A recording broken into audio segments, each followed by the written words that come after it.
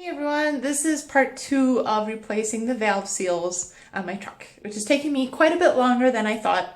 But I guess you always run into things, and I'm taping this because I don't see people running into these problems. Everyone's like, "Oh, it's no big deal," or they'll say, "Sure, it's not a beginner, thing," which it kind of isn't. But if you get the proper instruction on how to do this, I think that anybody really could do it, as long as you learn the terms. That's the big problem, is I was kind of learning as I went. I mean, I tried to find out as much as I could, but there's not a lot out there. And for the specific model, the specific vehicle, it's slightly different and what you would use. So with mine, like earlier I showed that I replaced the intake with these positive seals, and which I wasn't even sure what they were called either. And then the exhaust didn't have anything on it, just O-rings. And that's just because they made them like a little thicker or something, so they didn't put it on there originally. And I found out that. So what you do is people put positive seals on all of them. So I returned the umbrella seals that I had for the exhaust because I think the positive ones work a little better. That's what I've gotten some requests to do.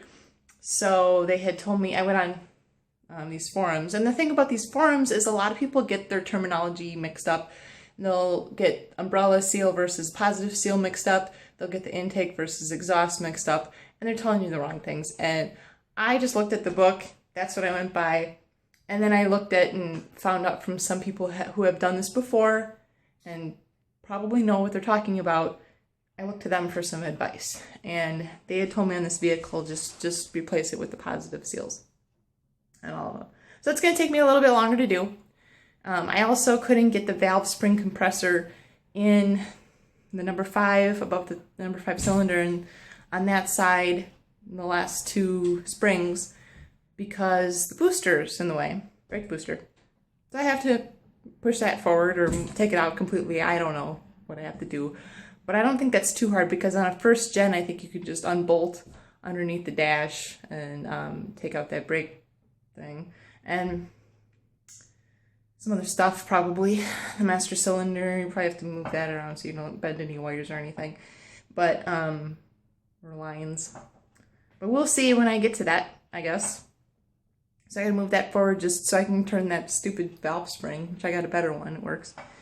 But then also on the other side, when I couldn't get the valve cover off at all because there's that coolant heater hose and that metal tube that's in the way,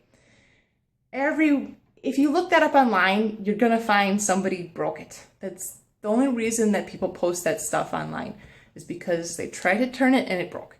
Now, also, everyone that has breaking it probably had to remove it for a reason. I haven't seen people removing it because they had to get their valve cover off. Some of them come with they don't have that metal tube there. I think the later models, and some of them have a quick disconnect, which also seems to break. Mine does not have a quick disconnect. It is just a large nut and a couple of those, and you gotta use like a 1 1/16 or something box end wrench possibly, or something to turn that off. And even that sounds like it could break. That tube is pretty rusty looking at it, and I'd go out there now, but I don't have electricity out there right now, which I'll get to that in a second. But so I thought I don't want to mess with it, and it actually looks really good. There's no corrosion around the threads. There's no sign of a coolant leak at all whatsoever. It's very clean.